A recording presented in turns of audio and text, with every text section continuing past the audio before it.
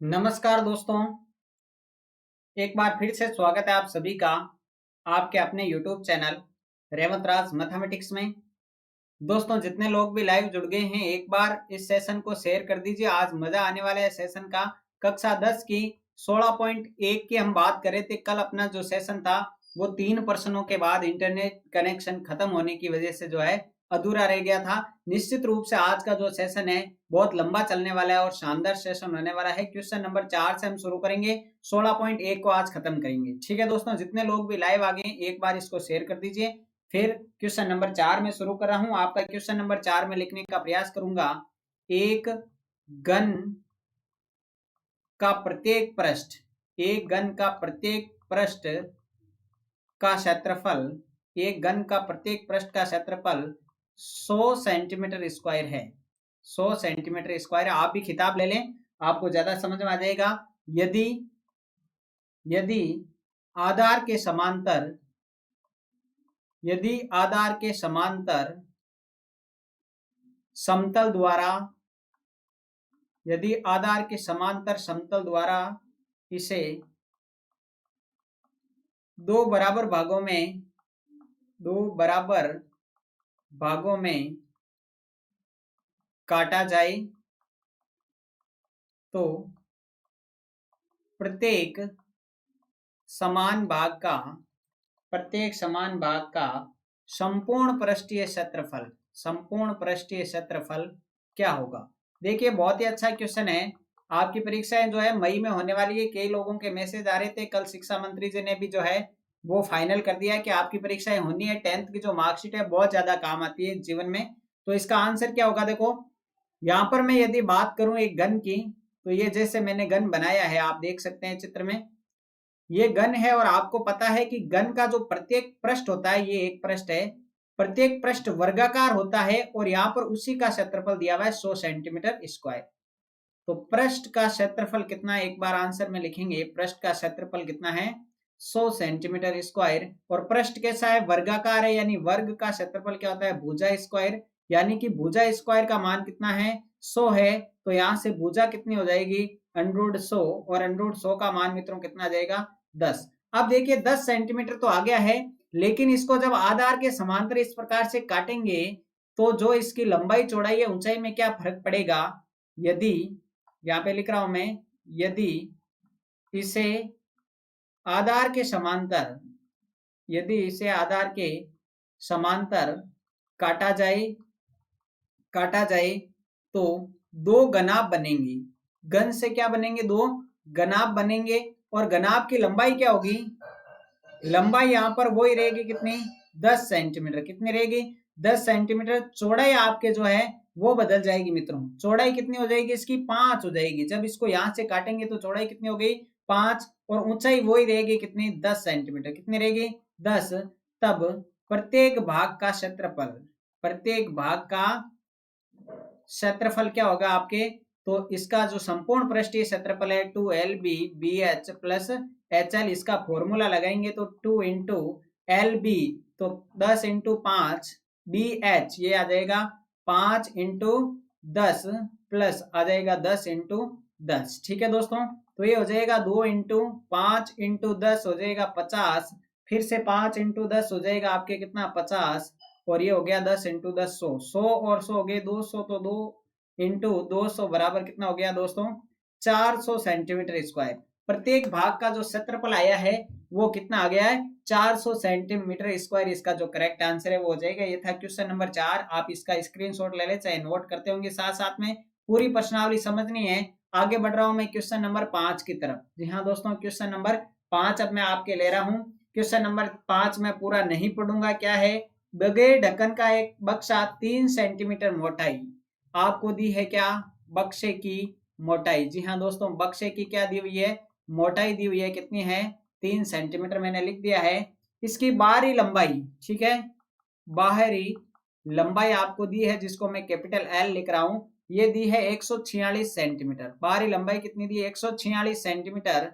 और बाहरी आपको चौड़ाई भी दी है और बाहरी ऊंचाई भी दी है। इसको चौड़ाई को मैं कैपिटल B लिख देता हूं। ये दिया आपके 116 सेंटीमीटर। कितनी दी है, 116। और बाहरी आपको दी है क्या, ऊंचाई, और बाहरी ऊंचाई को मैं कैपिटल एच लिख देता हूं। ये आपके दिए कितनी 83 सेंटीमीटर। आपको बाहरी लंबाई, बाहरी चौड़ाई और बाहरी ऊंचाई दी गई है। अब ये कह रहा है कि बक्से की मोटाई जो है वो 3 सेंटीमीटर है। कितनी है, 3 सेंटीमीटर। इसके अंदर पेंट कराने का खर्चा ज्ञात कीजिए। पेंट के अंदर 2 रुपए प्रति 100 वर्ग सेंटीमीटर है। इस प्रकार का ये क्वेश्चन है। तो देखिए हमें क्या करना है, अंदर पेंट करवाना है, अंदर पेंट करवाना है, ये बात आपको प्रश्न में दी हुई है। अतः आंतरिक लंबाई निकालनी होगी।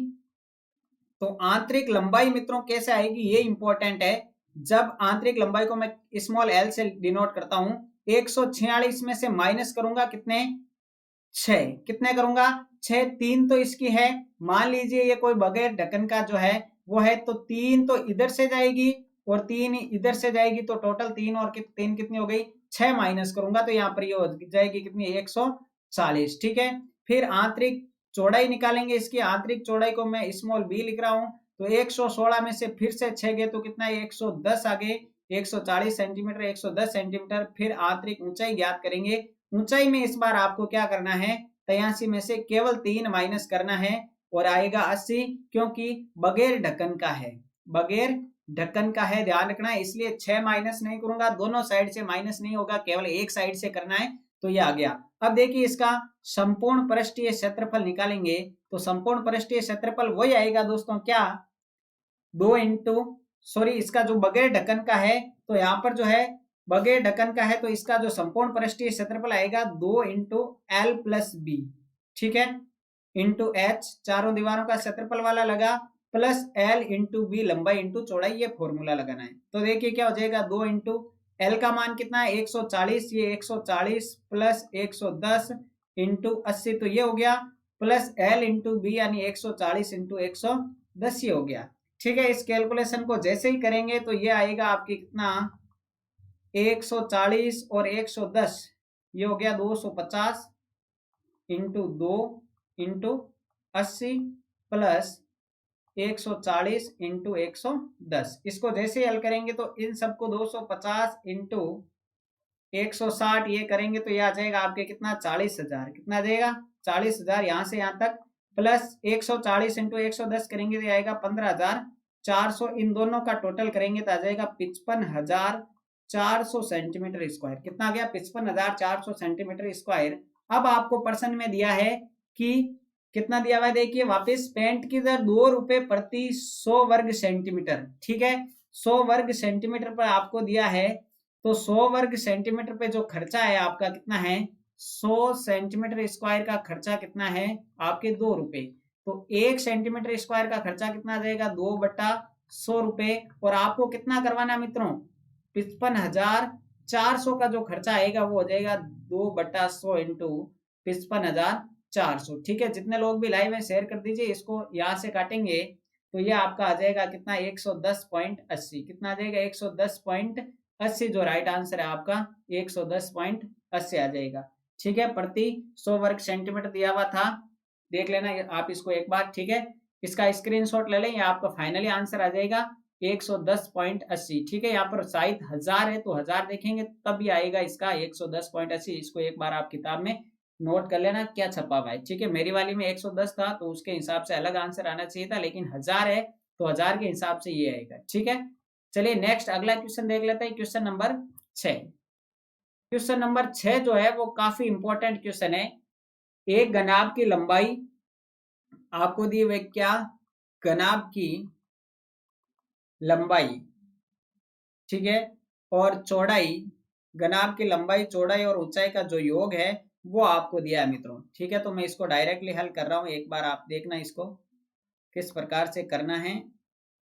ये लीजिए, ठीक है, दिया हुआ है कि आपको दिया हुआ है घनाभ की लंबाई, चौड़ाई और ऊंचाई का योग कितना है, 19 सेंटीमीटर है। ये लिख दिया मैंने, L plus B plus H बराबर 19। और विकर्ण की लंबाई आपको दी हुई है मित्रों, घनाभ के विकर्ण की लंबाई, और विकर्ण की लंबाई क्या होती है, √L square plus B square plus H square, जो कि कितनी दी हुई है, 11 सेंटीमीटर। कितनी दी हुई है, 11 सेंटीमीटर। ये कह रहा है कि इसका संपूर्ण पृष्ठीय क्षेत्रफल ज्ञात कीजिए। घनाभ का संपूर्ण पृष्ठीय क्षेत्रफल निकालना है।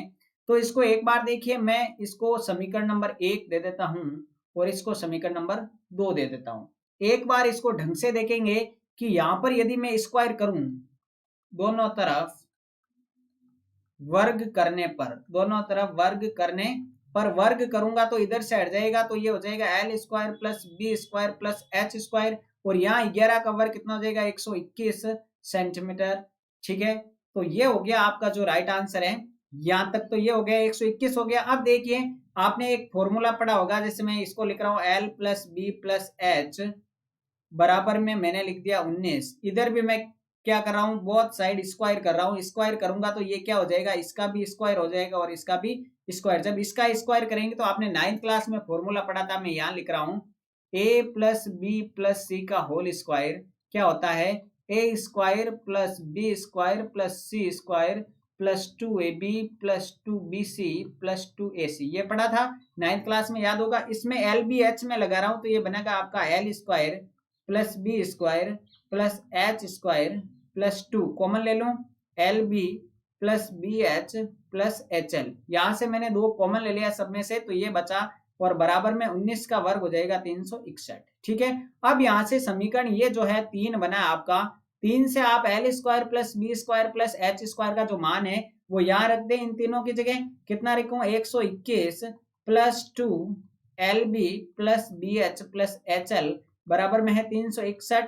361 है तो इसको इस तरफ भेजूंगा तो ये माइनस का हो जाएगा, तो आपके पास बचेगा 2LB plus BH plus HL बराबर 361 माइनस 121। ठीक है, तो ये हो जाएगा 2LB plus BH plus HL बराबर बचेगा 240। ठीक है, घनाभ का संपूर्ण पृष्ठीय क्षेत्रफल का सूत्र ही ऑलरेडी ये होता है। तो ये घनाभ का जो संपूर्ण पृष्ठीय क्षेत्रफल है, क्या पूछा था, घनाभ का संपूर्ण पृष्ठीय क्षेत्रफल जो पूछा था वो कितना आ गया 2LB plus BH plus HL, यानी कि कितना आ गया 240 आ गया। तो आपका फाइनली जो आंसर रहेगा वो कितना रह जाएगा मित्रों, 240 आपका फाइनली आंसर रह जाएगा। ये कौन सा क्वेश्चन है, क्वेश्चन नंबर 6। देख लीजिए क्वेश्चन नंबर 6, आप इसका स्क्रीनशॉट ले लें, आप किताब साथ में लेके बैठे। आज का जो लंबा सेशन होने वाला है, इस वीडियो को लाइक करना नहीं भूलें, सभी दोस्तों के साथ शेयर करें। अगला क्वेश्चन मैं ले रहा हूं, क्वेश्चन नंबर 7 की तरफ बढ़ रहे हैं। क्वेश्चन नंबर 7, क्वेश्चन क्या है, 6 मीटर भुजा के वर्गाकार फर्श के कमरे में 180 घन मीटर हवा है, कमरे की ऊंचाई ज्ञात कीजिए। माना ऊंचाई h है, माना कमरे की ऊंचाई क्या है, ऊंचाई को मैंने क्या मान लिया है, h मीटर, मीटर दिया हुआ है तो h मीटर मान लिया है। कमरे की लंबाई और कमरे की चौड़ाई आपको दी है, क्योंकि 6 मीटर भुजा के वर्गाकार फर्श है। ठीक है, तो कमरे की लंबाई भी कितनी है, कमरे की लंबाई L वो भी कितनी है, L यहाँ पर जो है वो भी कितनी है, 6 मीटर है। और कमरे की चौड़ाई भी कितनी है मित्रों, चौड़ाई भी कितनी है 6, क्योंकि वर्गाकार है। और ऊंचाई हमारे पास h है। कमरे में हवा का आयतन, कमरे में हवा का आयतन, कमरे में कितनी हवा है ये भी बताया हुआ है क्वेश्चन में, कितनी है 180 सेंटीमीटर क्यूब। घन मीटर का मतलब है सॉरी मीटर क्यूब। अब देखिए कमरे में हवा का आयतन घनाभ का आकार का कमरा है, तो L into B into H बराबर में कितना 180। L इंटू बी तो आपके पास है ही मित्रों, कितना है 6 इंटू 6। बच्चा लोगों को समझ में आ रहा है ना, ये h ऊंचाई मानी थी और 180 है, तो यहां से h बराबर क्या आ जाएगा 180 बटा 6 इंटू 6 से काटेंगे तो 3 बार 30, कितनी बार कट जाएगा 5 बार कट जाएगा। तो कमरे की ऊंचाई कितनी आ गई, 5 मीटर आ गई। आंसर क्या आ गया, इस कमरे की ऊंचाई कितनी आ गई, 5 मीटर आ गई। आप बुक लेके बैठे, क्वेश्चन लिखेंगे तो ज्यादा समय लग सकता है, इसलिए मैं क्वेश्चन को नहीं लिख रहा हूं। ठीक है, ये समझ में आ गया तो फिर आगे बढ़े। ठीक है, नेक्स्ट अगला देख लेते हैं। अगला क्वेश्चन क्या है, क्वेश्चन नंबर 8 की तरफ हम पहुंच चुके हैं। 8वां क्वेश्चन है, 44 मीटर लंबी 1.5 मीटर ऊंची और 85 सेंटीमीटर दीवार बनाने में 22 centimetre into 10 centimetre into 17 centimetre माप की कितने ईंटों की आवश्यकता होगी। ये भी क्वेश्चन जो है वो इंपॉर्टेंट है, ध्यान रखें। दीवार की लंबाई देखिए आपको क्या दिया हुआ है, पहले लिख रहा हूं। दीवार की लंबाई दी हुई है, मैं इसको कैपिटल L लिख रहा हूं, वो कितनी है 44 मीटर। देखिए यहाँ पे दिया हुआ है 44 मीटर है, ये लिख दिया मैंने 44 मीटर। फिर दीवार के आपको चौड़ाई भी दी है, इसको कैपिटल B लिख रहा हूं, ये आपको दी हुई है 1.5 मीटर। ये लो 1.5 5 मीटर, और दीवार की जो ऊंचाई दी है, इसको कैपिटल H लिख रहा हूं, वो आपको कितनी दी हुई, 85 सेंटीमीटर में। ये सेंटीमीटर में, बाकी मीटर में, ठीक है। ईंट की माप भी दी हुई है, तो ईंट की लंबाई भी आपको दी है, मैं इसको स्मॉल l लिख रहा हूं। यह आपको दी है कितनी, 22 सेंटीमीटर। कितनी दी है, 22 सेंटीमीटर। फिर आपको ईंट की चौड़ाई भी दी है, ईंट की चौड़ाई, इसको स्मॉल b लिख रहा हूं, यह आपको दी है कितनी, 10 सेंटीमीटर, ठीक है। फिर आपको बच्चा लोगों को दी हुई है ईंट की ऊंचाई, और h वो कितना है आपके पास, 17 सेंटीमीटर। कितनी है, 17 सेंटीमीटर। अब इतनी लंबी, चौड़ी और ऊंची दीवार बनाने के लिए कितनी ईंटों की आवश्यकता होगी वो निकालना है। तो एक बार आप इसको देखें कि जो ऐसे पर्सन है, इनको करने के लिए आपकी माप जो है वो एक समान होने चाहिए। आप ईंट वाले में सब में सेंटीमीटर देख रहे हैं या मीटर है, तो इसको सेंटीमीटर में कन्वर्ट करेंगे तो 44 मीटर में कितना हो जाएगा, 4400 सेंटीमीटर। और 1.5 में कितना हो जाएगा, 1.5 को गुणा करेंगे तो ये आ गया 150 सेंटीमीटर, और फिर से ये हो जाएगा 85 सेंटीमीटर, ठीक है। तो ये जो भी माप थी हमारे पास, हमने इनको क्या कर लिया है, सेंटीमीटर में सबको कन्वर्ट कर लिया है। अब इसको हम जो है हल करने वाले हैं, 4400, 150 और ये आपके आ गई है 85। अब देखिए ईंटों की आवश्यकता कितनी पड़ेगी, आवश्यक ईंटों की संख्या, एक सूत्र बता रहा हूं मैं, आवश्यक ईंटों की संख्या। आवश्यक ईंटों की संख्या कैसे निकालेंगे, दीवार का आयतन, दीवार का आयतन बट्टे में आ जाएगा एक ईंट का आयतन, एक ईंट का आयतन आ जाएगा। बच्चा लोगों को समझ में आ रहा ना, दीवार का आयतन क्या हो जाएगा, L into B into H, क्योंकि घनाभ के आकार की है, और ईंट भी घनाभ के आकार की, small l into B into H. ऊपर मान आएंगे 4400 इंटू 150 इंटू 85, और बट्टे में कितने हैं एक बार देख लें, 22 इंटू 10 इंटू 17। कितने हैं, 22 इंटू 10 इंटू 17। ऊपर वाले कट जाएंगे, देखो 17 इंटू 5, 17.85 हो गया, जीरो से आपका जीरो कट गया है, 22 दूना 44 हो गया है। तो ऊपर क्या बचा है देखो कैलकुलेशन में, 200 इंटू 15 इंटू 5, ठीक है। ये 15 दूना हो गया 30, यानी कि 3000 इंटू 5 और 5, ये हो गया 15 दूना 30, ये हो गया 30 और 2 0, 3000 इंटू 5, 5 तरी 15, ठीक है। कितनी ईंटों की आवश्यकता होगी, 15,000 ईंटों की आवश्यकता होगी, ठीक है। आपका फाइनली जो आंसर है, राइट आंसर क्या आ गया, 15,000 ईंटों की आवश्यकता होगी। बात समझ में आ गई ना, चलिए ठीक है। फिर आप इसको नोट कर लें एक बार, या आप लिख लेना इसको, ठीक है, बाद में आप इसका स्क्रीनशॉट ले लें। अगला क्वेश्चन देखते हैं, क्वेश्चन नंबर 9। जितने लोग भी लाइव है एक बार भाई सेव कर दो, बहुत लंबा सेशन लेके आया हूं आज आपके लिए, क्योंकि कोर्स भी करवाना है, बहुत जल्द आपकी परीक्षाएं होंगी, बता दिया है शिक्षा मंत्री जी ने। अगला इंपॉर्टेंट क्वेश्चन आ रहा है, क्वेश्चन लिख रहा हूं मैं, छोटा ही है। 10 मीटर लंबे, 10 मीटर लंबे, फिर है 8 मीटर चौड़े, 8 मीटर चौड़े तथा 6 मीटर ऊंचे, 6 मीटर ऊंचे कमरे में, कमरे में अधिक से अधिक, बहुत अच्छा क्वेश्चन है, अधिक से अधिक कितनी लंबी छड़ रखी जा सकती है, अधिक से अधिक कितनी लंबी छड़ रखी जा सकती है, अधिक से अधिक कितनी लंबी छड़ रखी जा सकती है। देखिए ये मान लीजिए कोई कमरा है घनाभ के आकार का, मैंने इस प्रकार से बना दिया है। मान लीजिए कमरा जो है वो घनाभ के आकार का है, ठीक है, ये घनाभ के आकार का कमरा है।